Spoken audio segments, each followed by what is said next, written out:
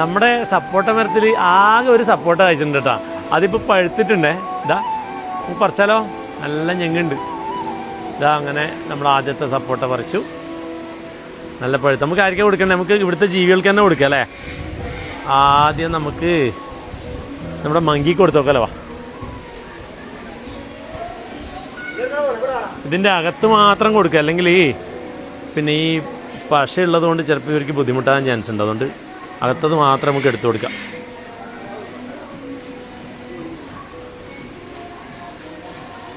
വാടാ മക്കളെ, വാ വാ.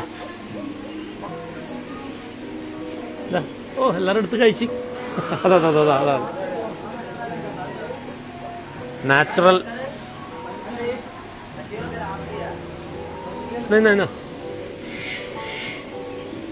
Okay, set.